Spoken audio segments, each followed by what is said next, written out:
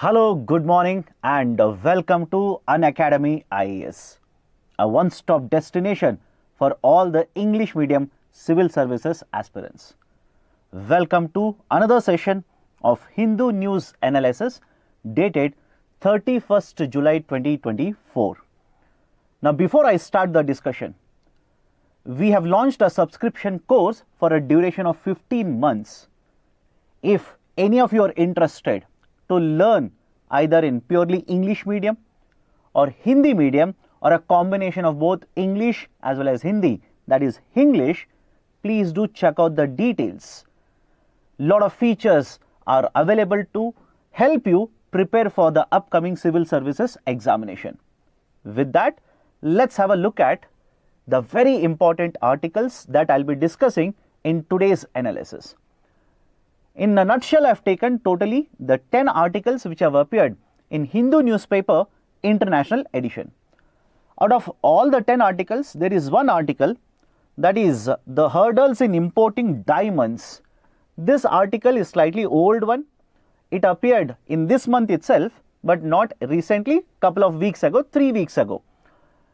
Let me cover that article along with one more article, duty on chemical imports, which has rattled the scientific community in India. Landslides flatten Wayanad villages. One more devastation which has caused lot of loss of lives. Let's have a discussion regarding that. But more importantly, we will have a look at the committee recommendation. That is the Gadgil committee, the Madhav Gadgil committee recommendation. Opposite to that, we will have a look at the recommendations of Kasturi Rangan committee. After that, we'll have a discussion regarding gold customs duty cut. Lot of discussion is happening regarding gold prices now and the upcoming payment of Government of India, which will retire some of the sovereign gold bonds. Let's have a look at it. No bills are pending with Raj Bhavan. In one of the interviews given by the West Bengal governor, there is a statement, right? We will have a discussion regarding this.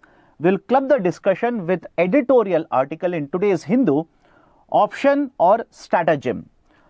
Fifth article, a license Raj for digital content creators. A new proposal has been put forward by Government of India on the background of the earlier bill that was introduced in the year 2023, against which certain concerns have been raised by the community. Sixth article, Ethiopia receives IMF assistance. Right, in international edition newspaper, this article was there. The currency of Ethiopia, which is now market determined, under the market determined exchange rate, the value of that has crashed by more than 30%. Now let's understand what is the importance of this announcement. RBIs LCR tweaked to hit credit growth, and finally, protest spreads in Venezuela. So these are the total 10 articles that we will be understanding or discussing in today's session. Let me start with the first article. 122 dead as landslides flatten Wayanad villages.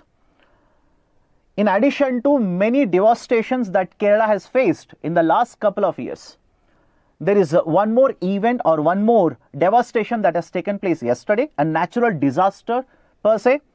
That is, a landslide has taken place, as a result of which more than 100 have already been declared as dead. And it is estimated that in the coming days, the numbers will keep on increasing.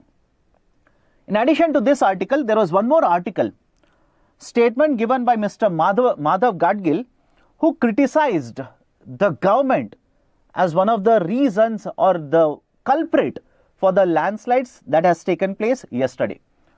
Now, what is the discussion here? Let's start with the basics now. Landslide essentially means a mass movement. Here is a mass movement where earth will start moving, that is, the sand will start moving, soil will start moving, and along with the soil, large, let's say, stones, rocks, etc. will be carried like this. And this happens because generally there is a slope which is there. For example, a sloping mountain is there. Because of gravity, because of many events, the mass will start moving, and this will basically destroy the assets which are present, the, let's say, agriculture fields which are present. infrastructure which are present, and not to forget the most devastating impact of loss of lives.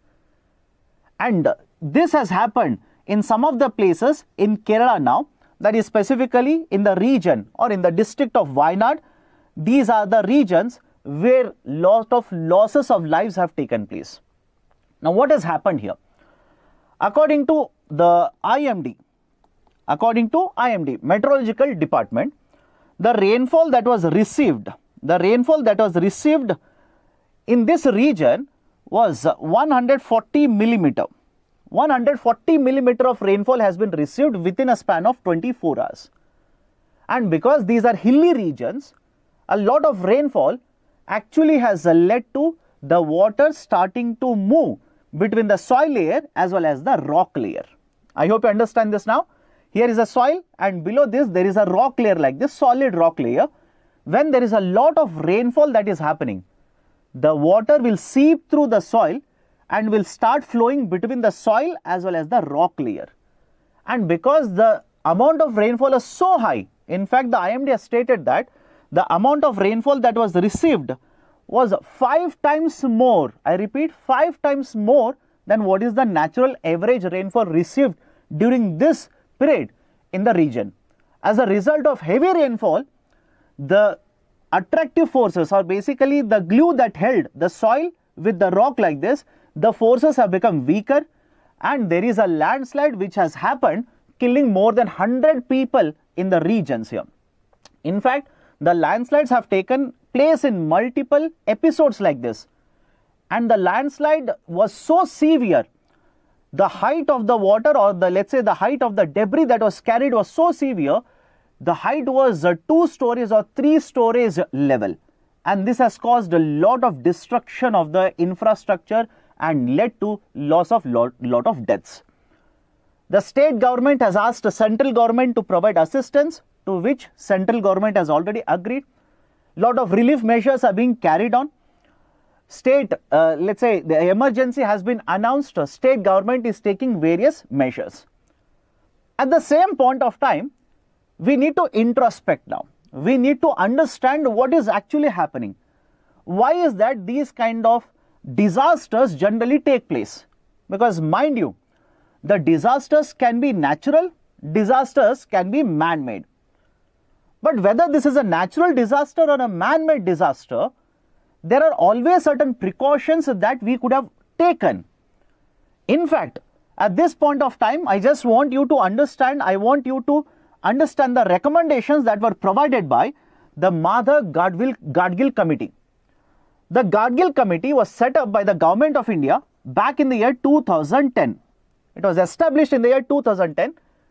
The name of the committee, either you will be coming across it as a Gadgil Committee, or else it is also referred to as Western Ghats Ecology Expert Group. Western Ghats Ecology Expert Group, or they will simply say panel. The chairperson of this committee was Mr. Madhav Gadgil. It was set up in 2010.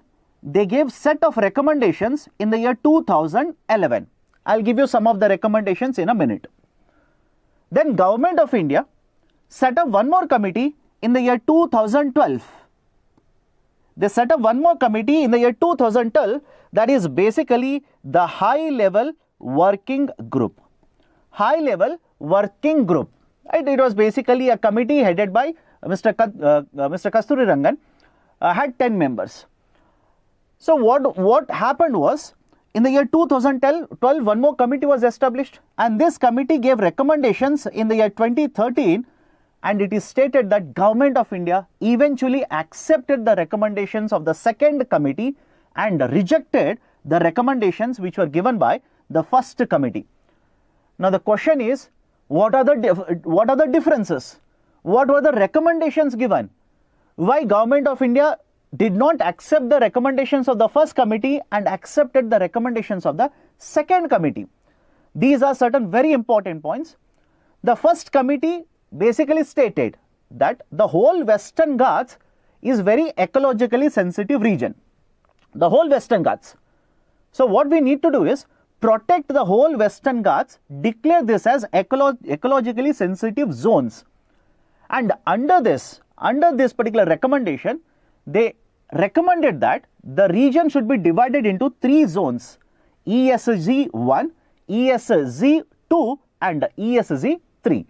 So basically divide the regions based on the importance, based on the sensitiveness of the region, and this was recommended to be done at taluka level, at the lowest level. Point number 1. Point number 2, whenever these regions are divided into zones like this, certain activities will be allowed to be conducted and certain activities will be completely prohibited. In fact, more than 60% of the Western Ghats that was identified to be protected in the first committee recommendation, more than 60% of the region was identified under the ESZ1, which essentially means lot of protection would be provided, lot of restrictions would be imposed on the activities that are going to be conducted in the region. For example, in many of these regions, the dams were constructed, and I hope you understand, the dams, whenever they are constructed, there are certain, let's say, concerns that the construction of the dams and the release of the water periodically through the dams like this can cause the earthquakes. In fact, please understand the logic here. These kinds of disasters, such as, let's say, landslides, I said earlier, can be natural, can be man-made as well. For example, if there is heavy rainfall, that's a natural disaster that will lead to a landslide, especially in hilly regions. On the other side, if there is, let's say, mining activity conducted, if there is dams which are constructed and periodic release of the water, etc., all of that will also cause landslides because of the tremors that will be experienced by the earth. So, argument of the committee was, do not allow these kinds of activities that will cause landslides in this region. In fact, the first committee identified 18 regions as ecologically sensitive regions in the state of Kerala. And you will be surprised to see that one of the regions that was identified by this committee was actually Wayanad itself. And that is the precise reason Mr. Madhav Gadgil is saying that the government of Kerala, the government is responsible, it's a man-made disaster. We told the government that this could happen in the future, but they did not listen to us. They allowed economic activity to thrive. They allowed construction activities to be conducted in the region which are very sensitive rather than protecting. In fact, the Gadgil committee recommended that there should be an authority established. I'll write it. The authority that was recommended was Western Ghats Ecology Authority. Western Ghats Ecology Authority. The committee recommended that there should be an authority which should be established, and the complete maintenance of the Western Ghats should be prioritized and given to this authority itself. And this should be set up under Environmental Protection Act. And when these recommendations were given by the committee, there was a lot of criticism. The criticism was on the idea that the committee is overly sensitive towards the protection of environment. Lot of restrictions are being imposed. If these recommendations are to be implemented, first and foremost, many experts argued that these are not practical recommendations, and lot of difficulties will be faced by the government if they have to implement these kind of recommendations. That's the reason Government of India set up one more committee, a high-level working group committee in the year 2012. And this high-level working group committee submitted a report in 2013 which has been accepted by the Government of India. What were the recommendations which have been implemented by the government, which was given by this committee? Listen to me carefully. The second committee differentiated the whole region, the whole Western Ghats region, into two parts, into two areas or two parts or two classification. First one was called as natural landscape, and the second one basically was called as cultural landscape. Cultural landscape. Now, what is the basic difference between a natural landscape and a cultural landscape? If it is a region which is very much ecologically sensitive, we need to protect this sensitive region. it was classified as a natural landscape. And according to the second committee, 37% of the region was actually classified as a natural landscape. And on the other side, cultural landscape, remaining region where habitations are present, where agriculture is being conducted, where people are residing, etc., was classified as a cultural landscape. And basically under this, certain restrictions were imposed regarding construction of infrastructure. For example, construction of, let's say, dams. The committee recommended that only when sufficient study is conducted, I repeat, only when sufficient study is conducted regarding the impact of the construction of the dam, and if such hydro projects are actually needed, then go ahead, construct the hydro projects. Whereas on the other side, the first committee was actually opposed to the idea of hydro projects in these sensitive regions. In fact, the first committee recommended that we should not allow construction of new hydro projects, and the existing hydro projects should be decommissioned over a period of time. But having said so, please understand, the second committee also imposed certain restrictions. For example, if these are highly polluting industries,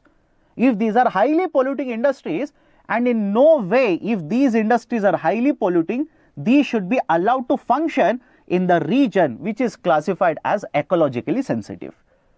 So this is how the two committees differed. In fact, the second committee was of the argument that there is no need for a new authority. I hope you remember, the first committee recommended that there should be a new authority, that is Western Ghats Ecology Authority. The second committee was of the viewpoint that not required. The existing machinery is sufficient to take care of the, let's say, the protection of the Western Ghats now. Hence, a new authority is not at all required. So these are the two very important committees which have recommended different things regarding protection of the Western Ghats. The first committee recommendations were not accepted. Second committee recommendations were in fact accepted by the Government of India. And that has come into discussion all over again because of the landslide which has happened a couple of days ago, or let's say yesterday, in Wayanad and even in certain parts of Karnataka, etc., which has caused a lot of damage to the property, lives, etc. So these are certain things regarding the first article. Please be very careful. Next, the second article, the gold customs duty cut to slice center sovereign bond redemption outgo. With the Government of India announcing the budget very recently, certain changes have been done regarding gold itself. What are the important changes? Please make a note of this. First very important change that the government announced was, when you import gold, you will pay customs duty. The customs duty was actually reduced from 15% to 6%. The customs duty was reduced from 6% from earlier existing 15%. And the second very important change that has been announced by the government regarding capital gains, including gold, is the long-term capital gains tax. The long-term capital gains tax will be reduced from 20% to 12.5%. Will be reduced from 20% to 12.5%. Before you start rejoicing saying that, great, the long-term capital gains tax has been reduced now, please be aware. No doubt the tax rate has been changed. No doubt the tax rate has been changed. But more importantly, understand this, earlier indexation benefit was provided by the government. Earlier indexation benefit was provided by the government, and now indexation benefit is not being provided by the government. Now some of you will ask me, sir, what do you mean by indexation? And what is the impact of all these changes, and why are you discussing all of it? Let me give you all of the important points one by one. Government of India, back in the year 2015, introduced a new type of a bond called as sovereign gold bond, SGB, sovereign gold bond. What was the logic of the government? India is heavily import dependent. We import a lot of gold which is consumed in the domestic market.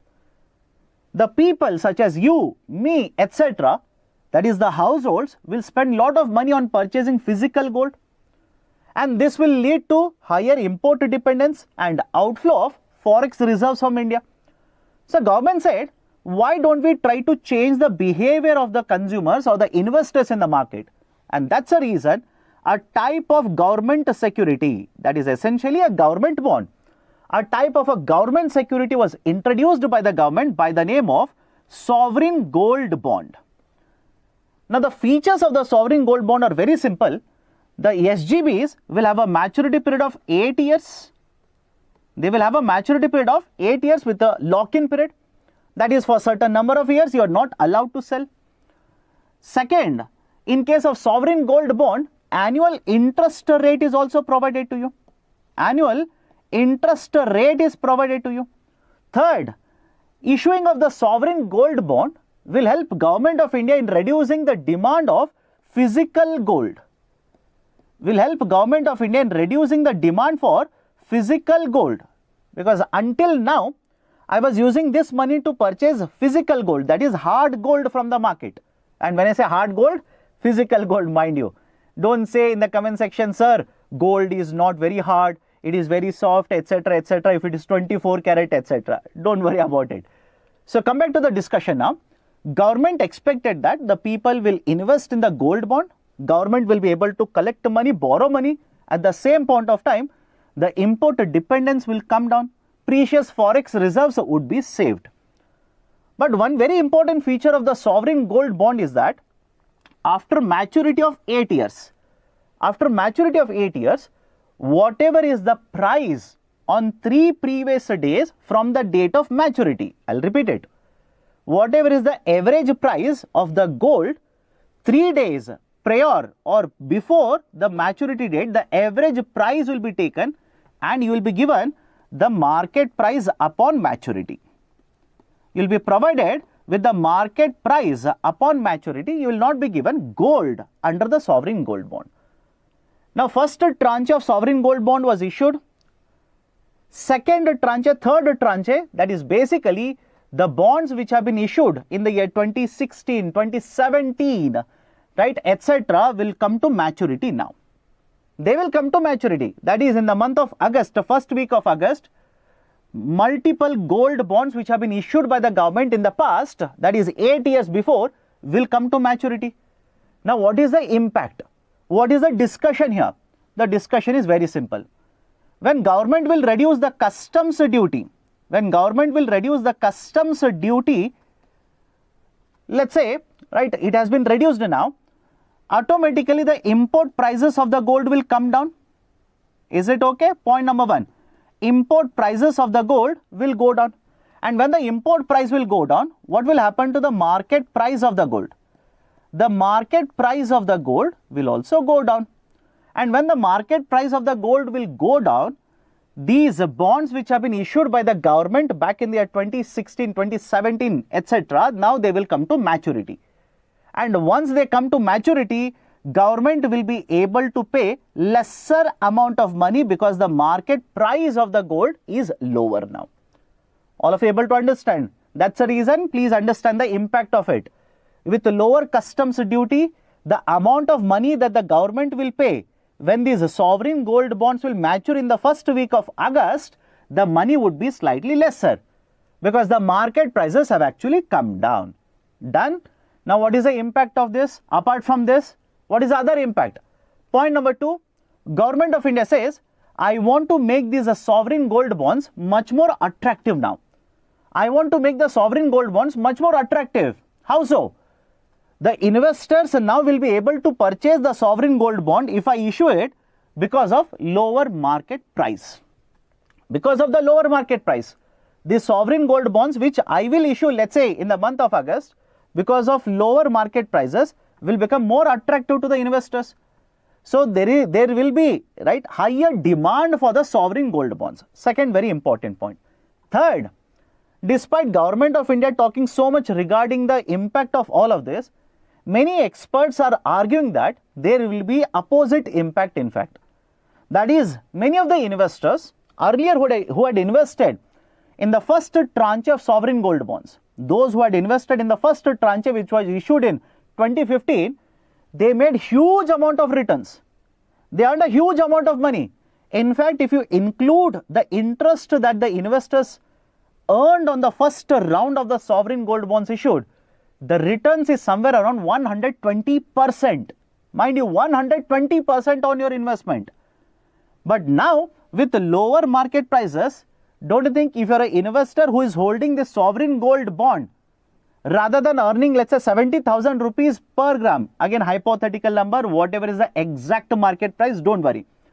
Rather than getting 70,000 rupees per gram, which was the actual market price, because of the lower customs duty, it will fall down to, let's say, 63,000 rupees, which essentially means you have lost certain returns of 7,000 rupees. So obviously investors will be worried now, investors will be concerned. That is, if I want to invest in a sovereign gold bond, what if government will do the same thing again when it comes to maturity? Maybe after 5 years or after 6 years or after 8 years. What during the maturity period, what if government does the same thing again? It will reduce the customs duty from 6% to, let's say, 4%. Further, the market prices will come down and my returns would be affected. So that is an opposite viewpoint or a counter viewpoint which has been raised by many of the experts regarding government announcement in terms of reducing customs duty. I told you one more very important point, long-term capital gains tax. It has been reduced from 20% to 12.5%. But I gave you a technical concept there. That is, earlier the government used to provide the concept of indexation. Now Government of India has removed the idea of indexation. What is the term indexation mean here? What is the importance of this? Very simple. Let me give a very simple example here. Imagine you purchase an asset at 100 rupee. After, let's say, certain number of years, you want to sell it at, let's say, 140 rupees. I'm taking a very simple example to make you understand what is indexation here. You purchase the asset at 100. After a certain time period, you want to sell it at 140 and get the money. The difference between 100 and 140 is obviously 40 rupees. So government would be imposing capital gains tax on this 40 rupees because you have sold an asset and on the asset you are making returns. But please understand, from the time or in the year when you purchase the asset and in the year when you are selling the asset, right, from the time when you purchase the asset to the time when you are selling the asset, there will be certain inflation rate in the market. Correct? There will be certain inflation rate in the market. So government would allow you to adjust the price of the asset accordingly. Inflation index was published. Cost of inflation index was published. And accordingly, you are allowed to adjust this particular price. Let's say hypothetically, once you adjust with the index, the price will become not 100 but 120 rupees. Now the government will calculate the difference between 120 and 140 and the gains will become 20 rupees, and on the 20 rupees government would be imposing capital gains tax. That was earlier concept regarding the capital gains tax, that is a short term as well as long term. But now Government of India says, no, we will remove the indexation concept altogether, and the long term capital gains tax will be imposed at 12.5% but without any indexation. In addition to this, please remember one more concept here. Earlier in the context of the gold. In the context of gold, earlier, the threshold time period to differentiate long term and short term. That is, if you purchase gold and sell it after 3 years, the tax applicable was long term. If you sell it before 3 years, the tax applicable was called as short term. So earlier it was 36 months. Earlier it was 36 months a threshold time period or holding period. Now this has been reduced from 36 months to 24 months. Right, so these are certain very important changes that have been announced by the government regarding gold in the recent budget, and the article discusses what is the likely impact of these policies in the market. Now based on the discussion, I have given an MCQ, and please have a look at this. I have written MCQ assignment number 4. Some of you would be commenting in the section saying that, sir, where are MCQs 1, 2 and 3? Directly you have written 4. Have you forgotten numbering? Or is your CSAT very weak? My dear, nothing of that sort. Yesterday I gave you 3 MCQ assignments, and there was a very interesting comment given by a student or a learner who said, please give us the answer. You simply give the question, where is the answer? So what I'll be doing henceforth is, next time whenever I take the Hindu news analysis, I will be discussing or I'll be giving you the key answers for yesterday's 3 MCQ assignments and today's 2 MCQ assignments. That's the reason this is MCQ assignment number 4. I have given 3 statements regarding sovereign gold bond, etc. Please look at the statements. What is the right answer to the question? Please do let me know in the comment section.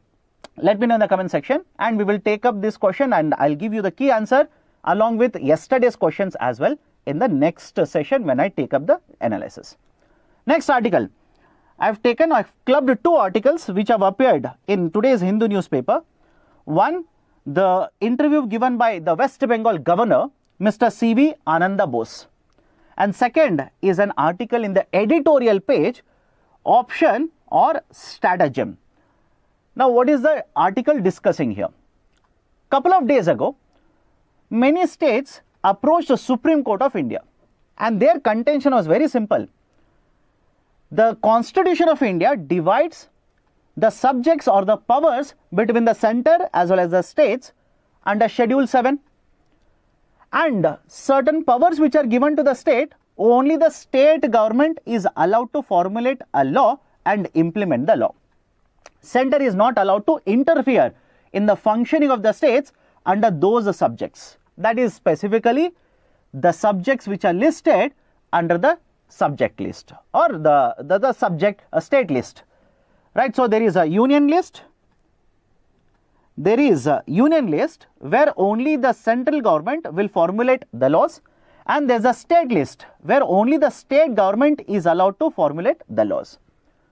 But one concern which all the states, let's say most of the states in India, historically speaking, most of the states in India have faced is, the governor is appointed by the central government, and now the governor, whenever the bills are sent to the governor for giving the assent, giving the signature like this, what if the governor will withhold the assent, will basically indefinitely not provide any kind of a, let's say, signature or the assent to the bill which has been sent by the state government.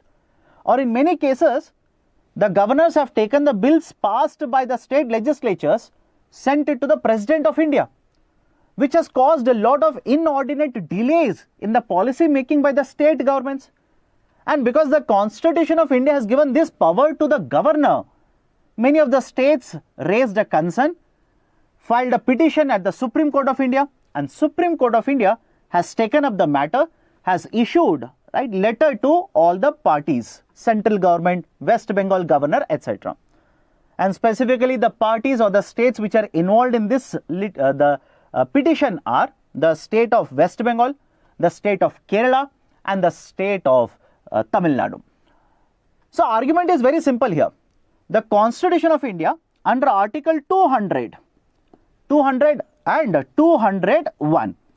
Article 200 and 201 talk about what is the role of the governor when the bills are passed by the state legislature and sent to the governor.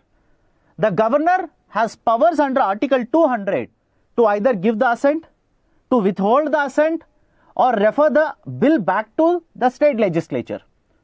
And Article 201 gives the power to the governor to basically transfer this particular or send this particular bill to the President of India if the governor feels this bill is important.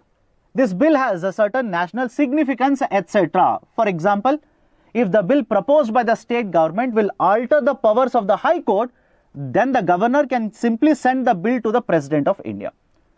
In the first case, that is under Article 200, if the governor gives the assent, nothing wrong. If the governor sends the bill back to the state legislature, the state legislature will deliberate, either inculcate or basically include the amendments or the changes that were recommended by the governor, or they can simply say, we will not do anything of that sort. They will pass it again, send it to the governor. Now the governor of the state has to provide the assent. But on the other side, Article 201 the governor will send this particular bill, reserve the bill and send the bill to the President of India. The President of India, upon the advice of the union government, will basically decide whether to give the assent or reject it. If the President of India sends the bill back, the state legislature within certain time period has to take up and again send the bill to the President. But please understand, in this case, there is no compulsion on the President of India to give the assent. And that has been a cause of concern now. Why? Some time ago I said the Constitution of India simply divides the powers between the center as well as the states. What is given for the states, only the state governments are allowed to formulate a law. Now imagine there is a different political party at the state and a different political party forming government at the union level. So the union government through President of India can try to interfere, indirectly control what kind of bills will be implemented, what kind of policies will be implemented through the acts by the state government. And that is a bigger concern for the states. And even the Supreme Court of India earlier also has raised a concern regarding this. In the earlier judgments which were issued by the Supreme Court, it clearly stated that in the Constitution of India, in the Constitution, under the article, the Constitution mentions the term as soon as possible. As soon as possible, the governor has to take up the bills. But in many cases, the governors are not acting in the interest of the state governments or basically in the interest of either giving the assent or withholding the assent. They will indefinitely take a lot of time without giving any clarity to the state government regarding the bill. And that has to be addressed. The Supreme Court said that has to be addressed. You cannot simply keep on the bill. You cannot sit on the bill for an indefinite period. And in many of the cases, like I said, in case of West Bengal, the governor itself has stated that in this interview, the governor says, there are no bills of the state government which are pending at Raj Bhavan. There is one bill that is basically a fuel bill. And that state government has to take care of the expenditure, release the expenditure.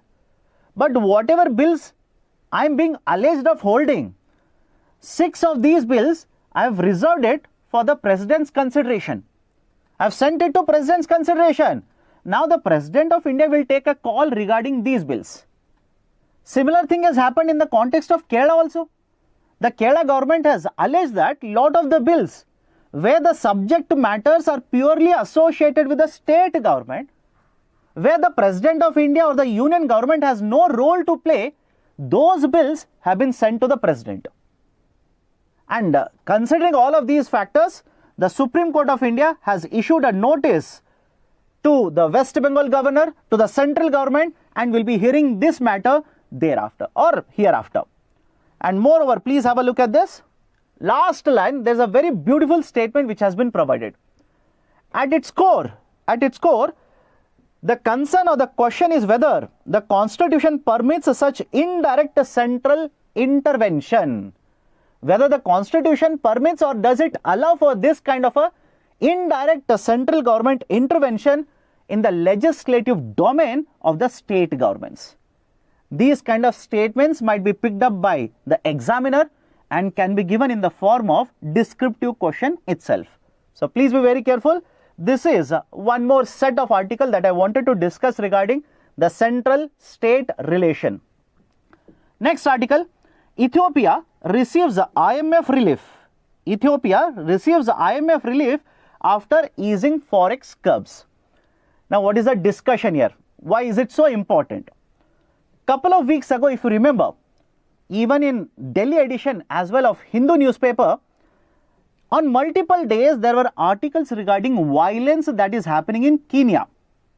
Correct? There was a lot of violence. People were killed by the police forces in Kenya protesting against the government policies. The government policy was simply increasing the tax which is applicable on the people.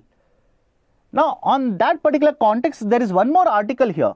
Ethiopia has received IMF relief after easing forex curbs. What are the important points you need to understand? Listen to me. Point number 1. This is one of the most populous country in the African continent. Second largest in terms of population. But in the last couple of years, lot of events have taken place, a lot of issues have happened which have led to economic problems in the country. As a result of which, the debt which this country owes to the rest of the world, the debt which is around $28 billion, the country does not have sufficient reserves to pay for this particular debt, and as a result of this, the government has defaulted on the repayment. And not just this, the inflation rate has consistently remained in double digits. And when the inflation rate is very high, I hope you understand, when the prices of onion goes up, when the prices of tomatoes goes up, you keep on criticizing everybody in the government, and most of the time everybody does it. So argument is, when the inflation rate is so consistently very, very high, don't you think the people's lives would be affected? And in that particular situation, understand, the country Ethiopia has approached IMF and has sought certain assistance. And IMF, the member countries, when they approach this institution, IMF will provide assistance. But the problem is, IMF is concerned that what if I give the assistance and if the country will not use the assistance in the right way? What if the fiscal deficit of the government is already very high and I will give assistance and the government uses this money to provide welfare again for the people, rather than using the money to promote recovery in the economy? And that is the precise reason whenever IMF provides this kind of assistance, IMF is said to be imposing conditions. Is it okay? When the IMF will provide such kind of assistance, IMF is said to be imposing conditions.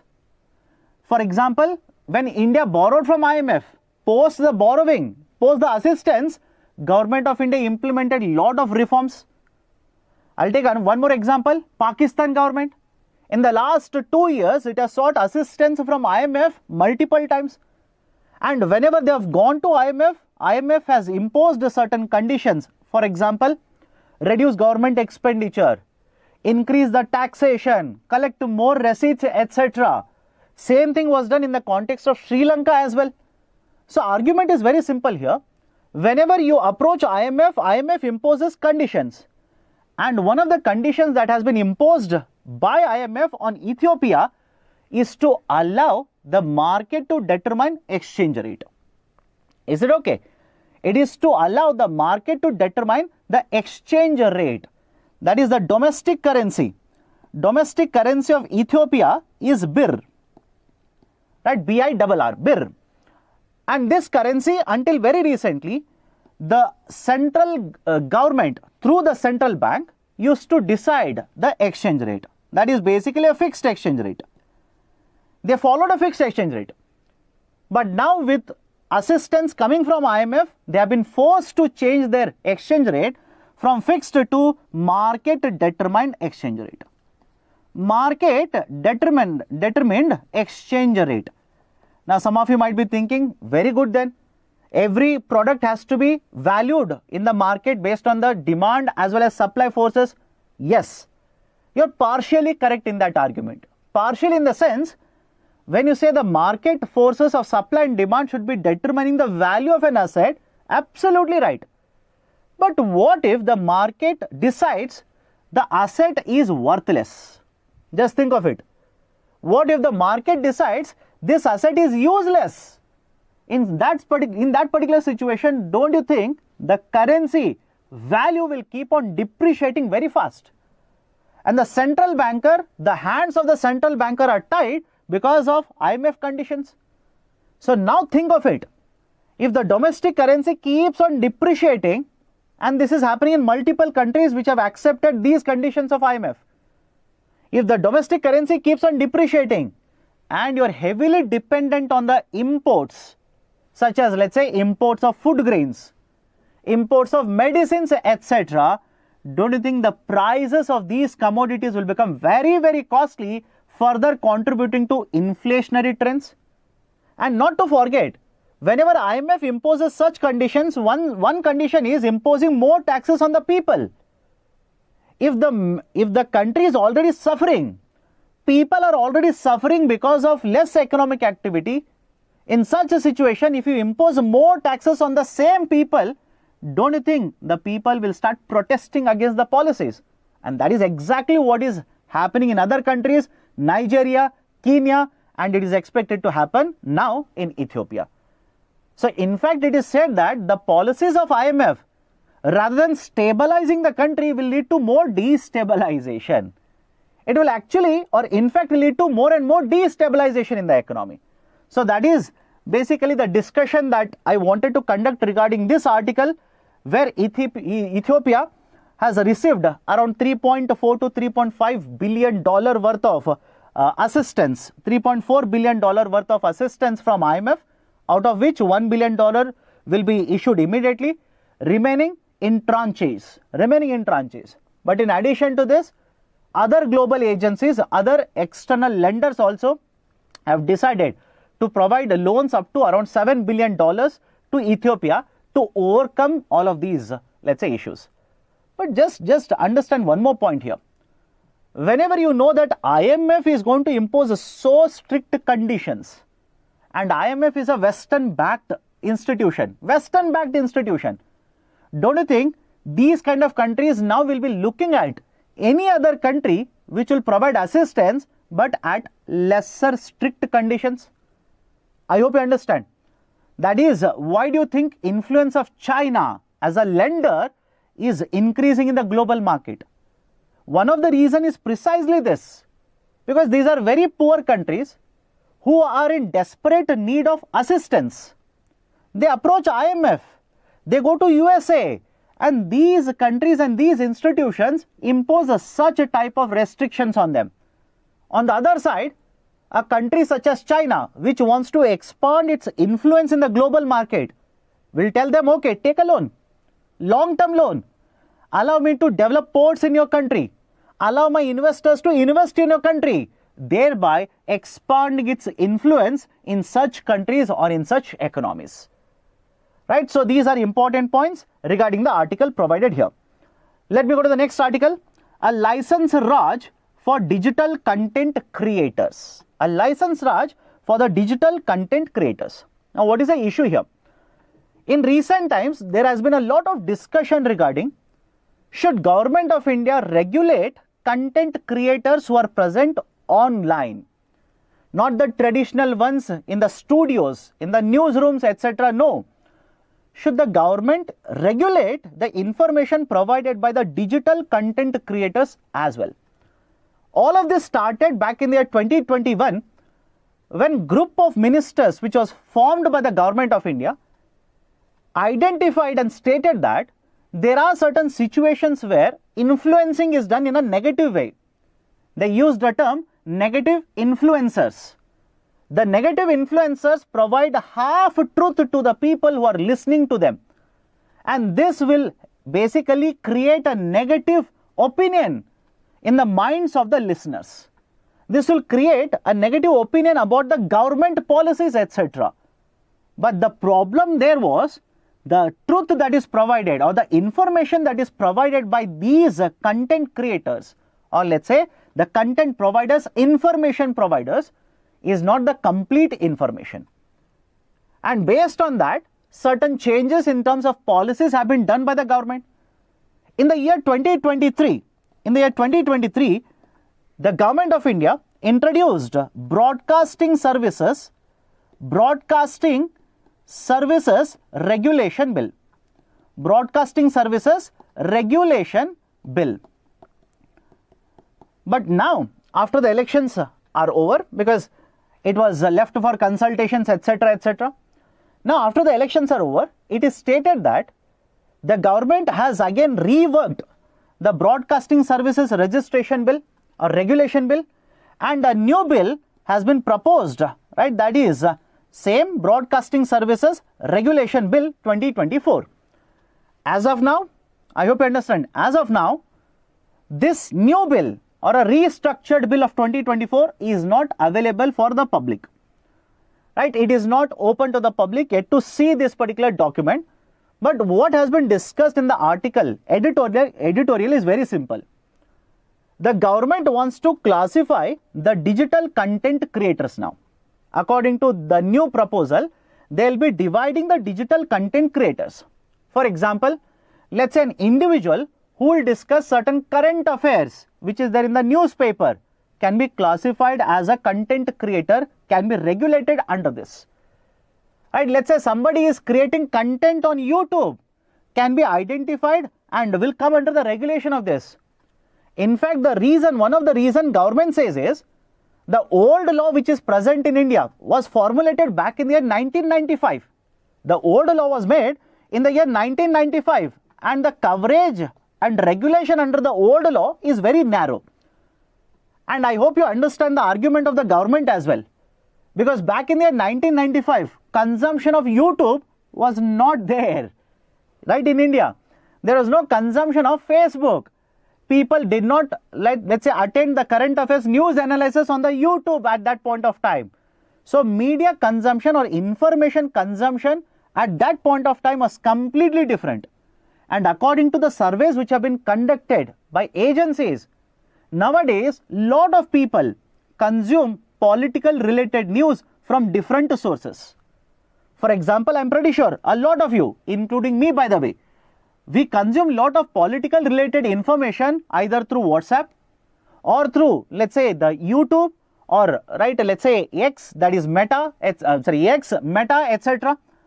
So argument is, the traditional news channels, around 42% of the respondents covered under survey, they said they basically depend on the traditional news channels or the newsroom channels to basically consume the political related news. Whereas the other population which consumed lot of information from the digital channels like this, it was 29%, mind you. 29%. Very closer or moving towards the traditional consumption. And in fact, one more surprising fact was, around 16% of the respondents stated that they consume political related news from the newspapers. And when I read that fact, I felt, okay, this 16% could be basically the UPSC civil service aspirants. So argument is simple. More and more people are becoming dependent on different channels of consumption of information. So government says, let me regulate. Let me impose regulations. And that's the reason it is proposed. I repeat, it is proposed.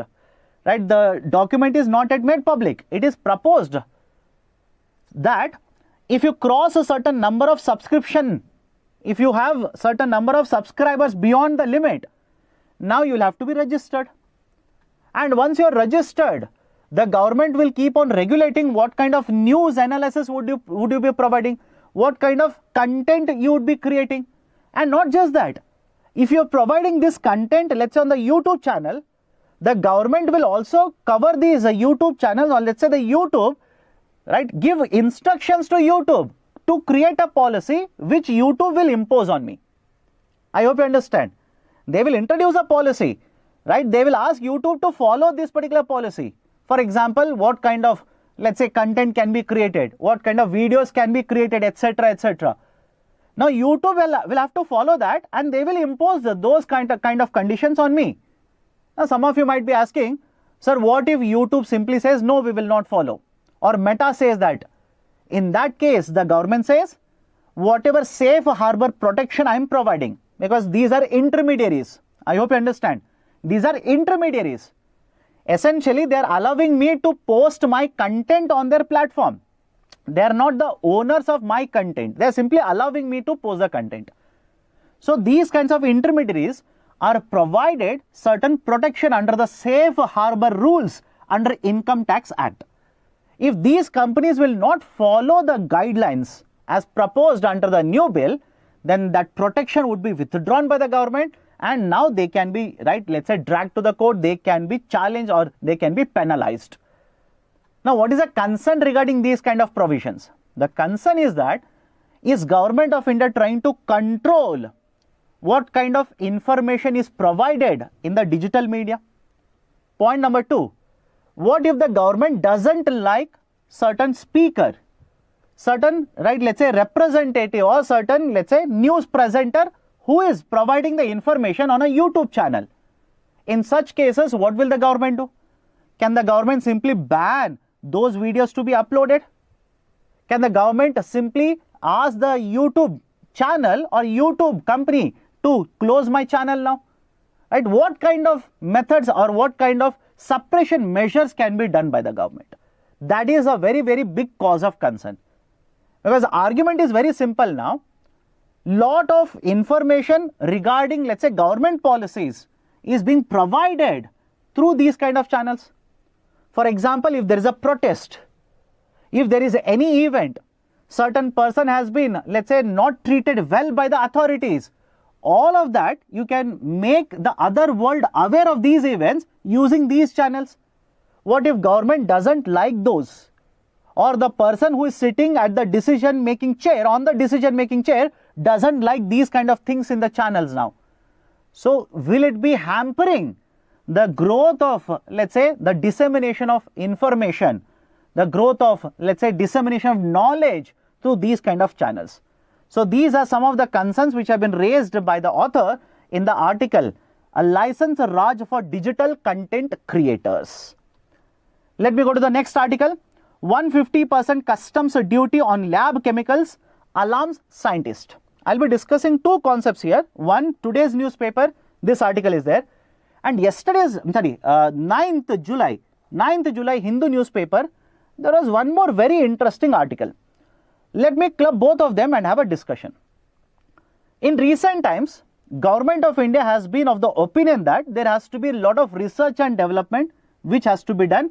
So we will take all the policy measures to promote research and development. In fact, in the recently announced budget, government promoted research and development in India. But there were two articles which raise a certain concerns regarding research and development in India. First one, it is said that Government of India's documents in the budget basically state that the customs duty on some of the chemicals that are imported.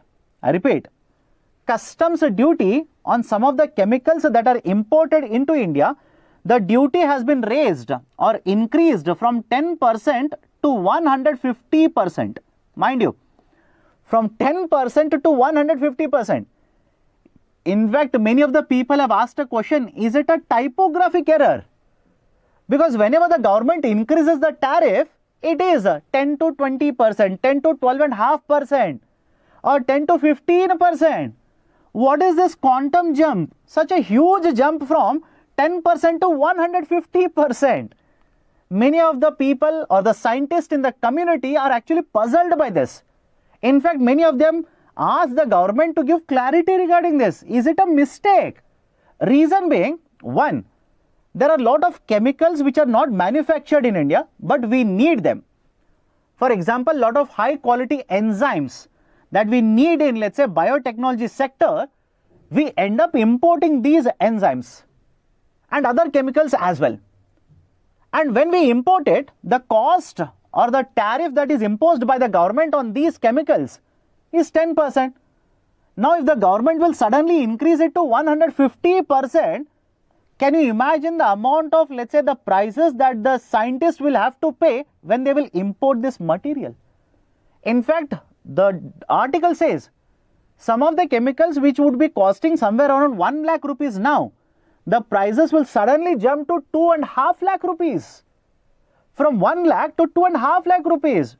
Where do you think the scientists will get this money to pay for the customs duty? They are concerned. They are simply asking, does Government of India intending to provide any exemption to us? We are scientists. We are doing research and development. From where should I pay so much amount of money?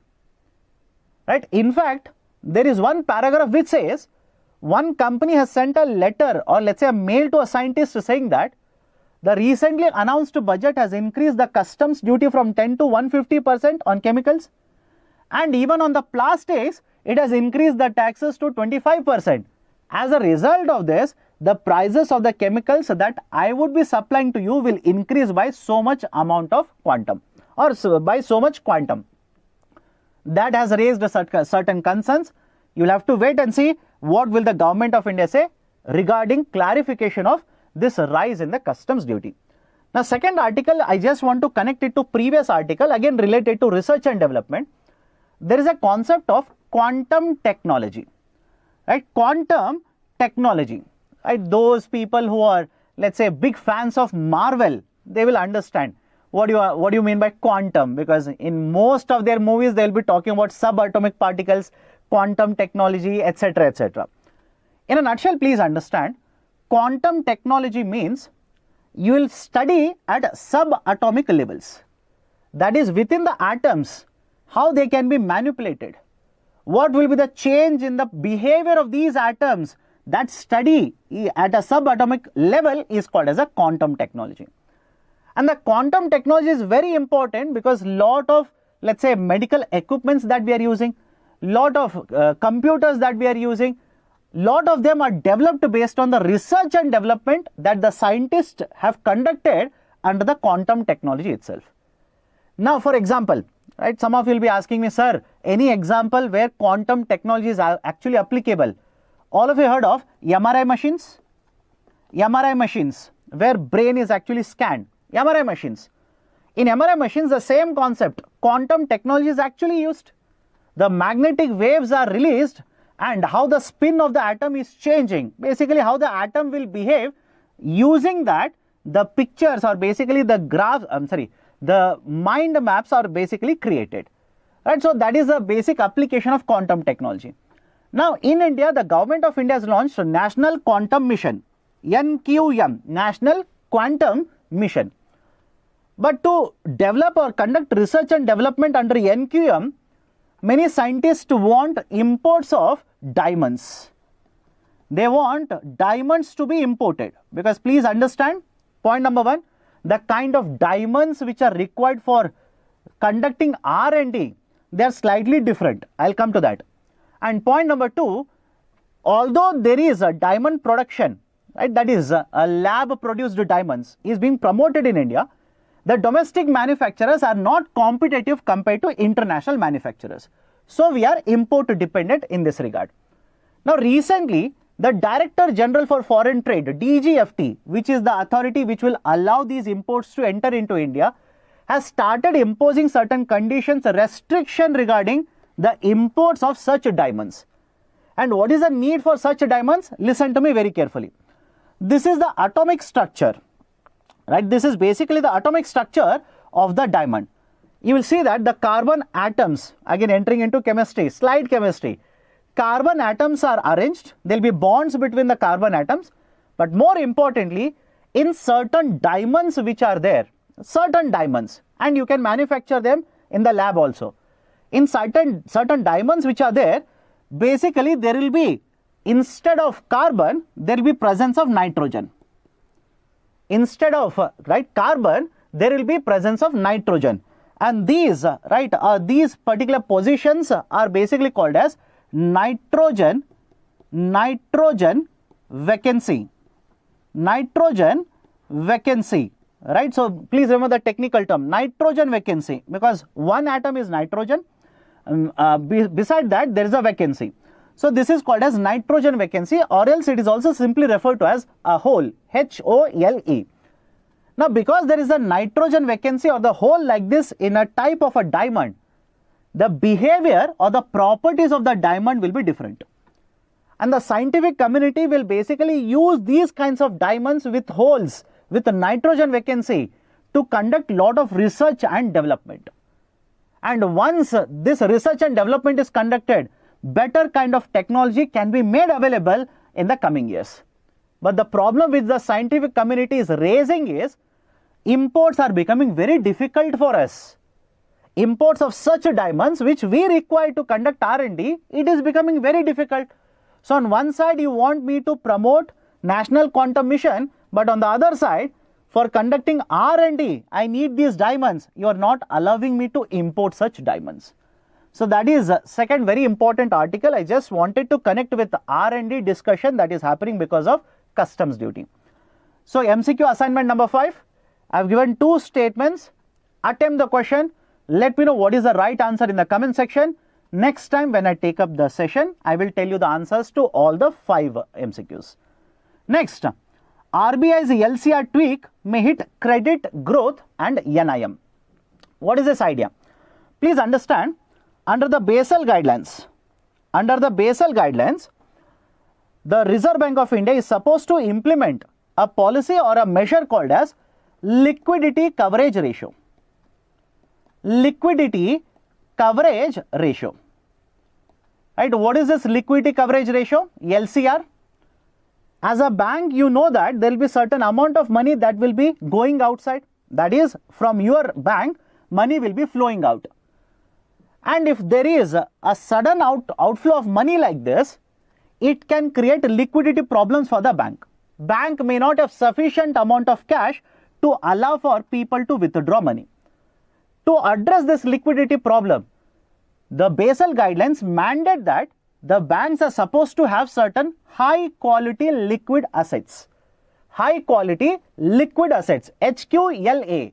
Essentially those assets which you can sell very easily in the market, get the money, allow for the withdrawals to happen.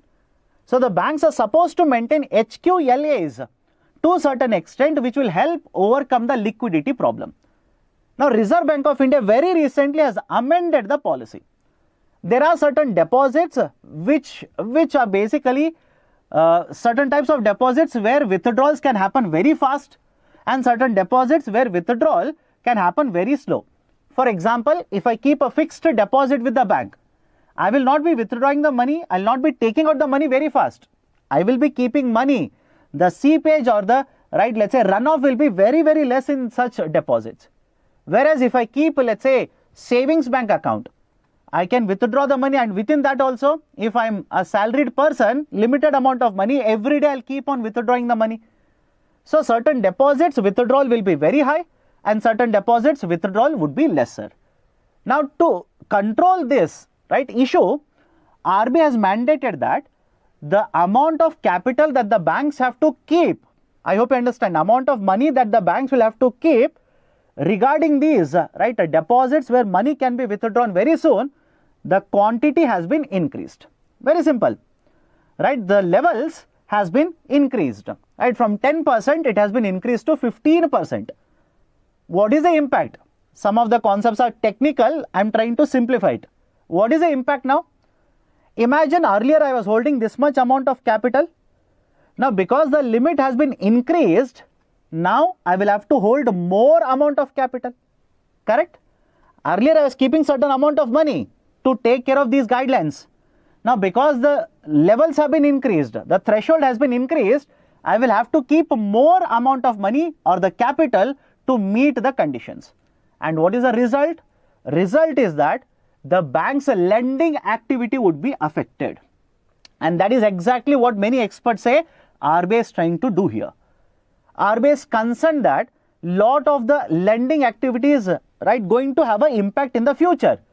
The rate of growth in the credit segment is very high compared to rate of growth in the deposit collection or deposit mobilization. And as a result of this, right, what does it basically mean? In the future, the bank may not have sufficient amount of money to allow the people to withdraw money. That will create liquidity problem. To address this, RBI has actually increased liquidity coverage ratio guidelines. So this is in a nutshell the importance of the article provided here. Now, last article for today, protest spread in Venezuela, opposition alleges vote fraud. What is the issue all about? And as a UPSC aspirant, why should you study these kind of articles? Point number one, please understand, India is an import dependent country. And specifically within imports, I'll look at one import, that is crude oil. Correct? Crude oil. So whatever happens in the exporting countries or the exporting region of crude oil will have a huge impact on India.